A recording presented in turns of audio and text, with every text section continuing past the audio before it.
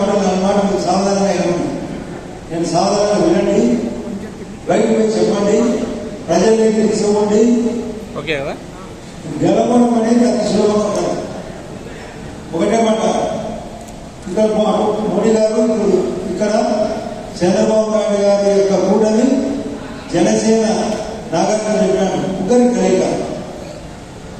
రఘురామ్ రాజన్ అనే ఒక ఆయన గతంలో ఆర్బీఐ గవర్నర్గా ఉన్నాడు, పేరు రఘురామ రాజన్. ఆయన ఇప్పుడు పార్లమెంట్లో ప్రొఫెసర్గా పనిచేస్తున్నాడు.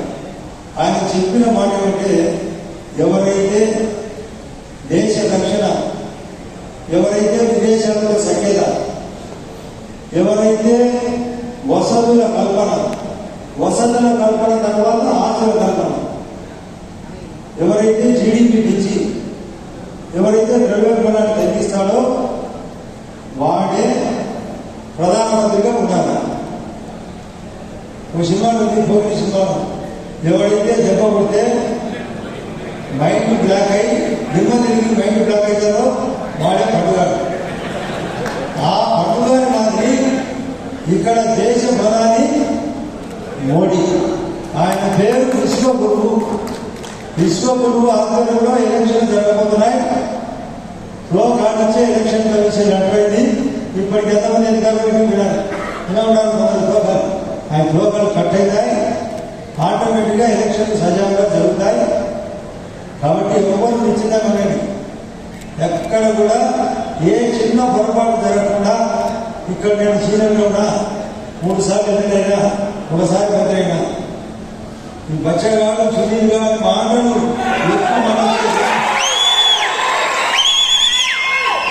ఒక్క మాడేదో మాట్లాడతాడు. ఒక్క చెప్పు కాదు, 2 చెప్పులు బాగా చెప్పులు తీసి కొట్టాలి.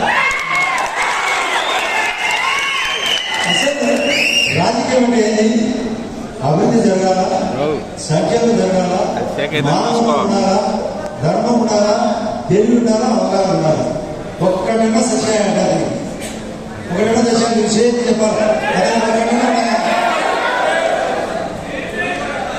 అసలు ప్రతి పేదోడు కానీ పెద్దోడు కానీ కోరేది, పెద్దోడైతే పెద్ద ఇల్లు కట్టుకుంటాడు, పేదోడికైతే గవర్నమెంట్ హౌస్ కట్టాలి.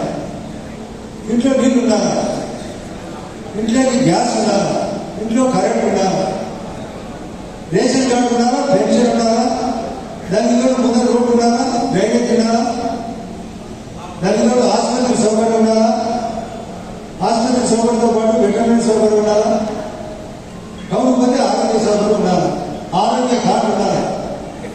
అదే కాకుండా సచివాలయం ఉండాలి, లైబ్రరీ ఉండాలి. బతుకు తెరువు ఇంత గ్రామ ఉపాధి పథకము, లేకుంటే ఎంప్లాయ్మెంట్ జనరేషన్ ప్రోగ్రాము ఏదో ఉండాలి. ఏదన్నా ఇవన్నీ చేసే పెట్టాలి. నా గురించి మొట్టమొదటి మీకు చెప్తా, నేను ఆలోచించి ఈ దేశంలో ఎక్కడ లేని విధంగా, అది ప్రధానమంత్రి ఆవాస్ యోజన కావచ్చు, లేదా ఆ గతంలో ఇంద్రమ్మ ఆవాస్ యోజన కావచ్చు, హైయెస్ట్ హౌసింగ్ ఉండేది. నన్ను కాంగ్రెస్ శ్రీనివాసులు గారు ఆ రోజు హౌసింగ్ మినిస్టర్ మంత్రి వాళ్ళకు నా దగ్గర కూర్చోమని చెప్పాడు. అన్న నాకంటే కుప్పం కంటే పులిదల కంటే నీకు ఇల్లు ఎట్టించాలి, రోజు 100 సార్లు పుడితే ఆటోమేటిక్ ఇల్లు వస్తాయి. నేను దానివల్ల హైయెస్ట్ హౌసింగ్ వచ్చింది, హైయెస్ట్ సబ్స్టేషన్లు వచ్చాయి, హైయెస్ట్ సిమెంట్ రోడ్లు వచ్చాయి, హైయెస్ట్ దారులు వచ్చాయి, హైయెస్ట్ పెన్షన్లు వచ్చాయి, హైయెస్ట్ రేషన్ కార్డులు వచ్చాయి. నేను నిజంగా మా ట్రస్ట్ పేరు చెప్పి గ్యాస్ పథకం ఇచ్చాను, కుట్టు మిషన్లు పెట్టాను, రాగునీళ్ళు ఫిల్టర్ పాయింట్లు పెట్టించాను, మెడికల్ క్యాంపులు పెట్టాను, సీఎం రిలీఫ్ ఫండ్లు పెంచిన, అంగన్వాడీ సెంటర్లు పెంచిన, తర్వాత హాస్టల్ బిల్డింగ్స్ కట్టించిన, గవర్నమెంట్ బిల్డింగ్లు కట్టించిన. ఇది ఏమన్నా కరెక్టా కాదో మీరు చేతి చెప్పాలి. కట్టించాలి ఏమన్నా చాలా ఇక్కడ విలేకరులకు చెప్తున్నా, పక్కనే పొద్దులు, జమనాడు పక్కనే పొద్దులు. మా దేవుడి పిల్లలకైతే పక్కనే 10 కిలోమీటర్లు, ఇక్కడ వాళ్ళకైతే 20, బోర్డు వాళ్ళకైతే 22, గండికొండ వాళ్ళకైతే 30 కిలోమీటర్లు. ఎక్కడైనా చెక్ చేసుకోండి. మన పల్లెలు ఉన్నట్టు, మన జమనాడు ఉన్నట్టు, మన జమనాడు వాటర్ ఉన్నట్టు, ఆ రోజుల్లో మన వాటర్ ఉన్నట్లు, మన కరెంట్ ఉన్నట్లు ప్రొద్దుల్లో ఏ సమయంలో ఉందా లేదా నువ్వు చెక్ చేసుకోండి. ఎక్కడైనా లేదా ఆలగడ ఉందా, లేదా పొయ్యిలు ఉందా, లేదా తాడిపల్లి ఉందా, లేదా పొయ్యిలు ఉందా. కానీ ఈ మార్పాటు వచ్చాక అన్ని తగ్గుతా వచ్చాయి. తగ్గి రేషన్ కార్డులు ఉండిపోయినాయి, పెన్షన్లు ఉండిపోయినాయి, హౌసింగ్ కట్టేవాడే లేడు, ఆ బయట కట్టిస్తారు అది చేరేవాడున్నారా, అది చేరేవాడున్నారా. ఈ ఊరు బయట నేను మున్సిపాలిటీ కింద చిడుకోవాల్సింది పెట్టి చివరికి 90% అయిపోతే దాన్ని కట్టకుండా దాంట్లో కరోనా పేషెంట్లు చేసినాడు. ఇది ధర్మమా? ఇది పరిస్థితి నిజమేనా? ఇక్కడ ఆసుపత్రి సౌకర్యం పడిపోయినా కదా, ఆసుపత్రిలో కాన్పు అవుతాయా? కానీ నేను జగన్రెడ్డి గురించి చెప్పాను. కాన్పు గురించి కొందరు మహిళలు కూడా ఎవరైనా గర్భిణీ స్త్రీని జగన్రెడ్డి రోడ్లలో పంపితే ఏమవసరం లేదు. డెలివరీ అనేది ఆటోలలో, జీపులలో, ట్రాక్టర్లో పంపిస్తే వాళ్ళు ఆసుపత్రికి పోయడంలోనే డెలివరీ అవుతారు. ఎగిరి సులభంగా డెలివరీ అవుతారు. కాబట్టి జగన్రెడ్డి పేరు ఉచిత కాన్పు రెడ్డి. జగన్రెడ్డి పేరు సుధీరెడ్డి. నేను ఒకనాడు స్టేట్మెంట్ ఇస్తే నేను ఇప్పుడు నుంచి పగడబందగా చేస్తాను, పగడబందగా అయితే చేశాను. ఎందుకంటే ఆయన డాక్టర్ రామేశ్వరుడు భార్య, ఆయన ఇప్పుడు చేయపరచను. ఆయనకి పోతాను ఇక్కడ చూడడం, వాడికి రమ్మన్నాడు. 20,000, 30,000, 40,000 గుంజుతారా లేదా?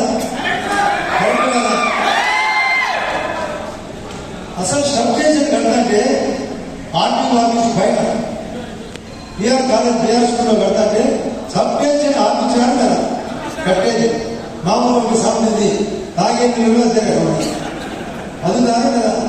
అన్న క్యాంటీన్ ఎత్తేసినాడు కదా. ఇక్కడ నుంచి పెదవస రోడ్డు, పెదవస తర్వాత పోతే రోడ్లు ఎక్కడైనా బాగుంటాయా? రోడ్లు అన్ని పక్కన పెడితే ఎక్కడైనా అందరూ కూర్చాలా? సిమెంట్ రోడ్లంతా కూర్చాలా? మన దాంట్లో నారాయణ అసలు మార్కెట్ పైన ఒక 70 నుంచి 70 లాగేసినాను. దాంట్లో సొంతం రాకొచ్చినాను.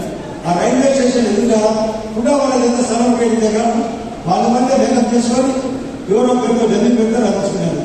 ఇప్పుడు ఒక ఆయన ఆనందరావు ఉంటాడు. నేను గతంలో ఉచితంగా నేను స్థలంలో ఇళ్ళలో పెట్టుకున్నాను. 50 కిలోమీటర్లు పెట్టినాను. వాడికి బట్టి పోయి అన్ని చోట్ల బట్టి పెట్టాను. 5 కిలోమీటర్లు ఎత్తేసాను. అన్ని చోట్ల బట్టలు పెట్టాను. ఏంటి ఎవరు అడుగుతారు? ఈ ఫోన్ తీసుకురాడు ఇక్కడికి వచ్చి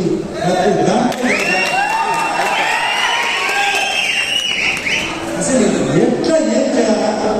మంచి చేయగలనంటే మేము చెడు చేయడానికి వచ్చా ఉంటాం. అసలు ఏ పథకం అన్నా అవగాహన ఉందా? నేను సెంట్రల్ స్కీమ్స్ ఎవరు వచ్చాను, స్టేట్ స్కీమ్స్ వల్ల జరగలేదు.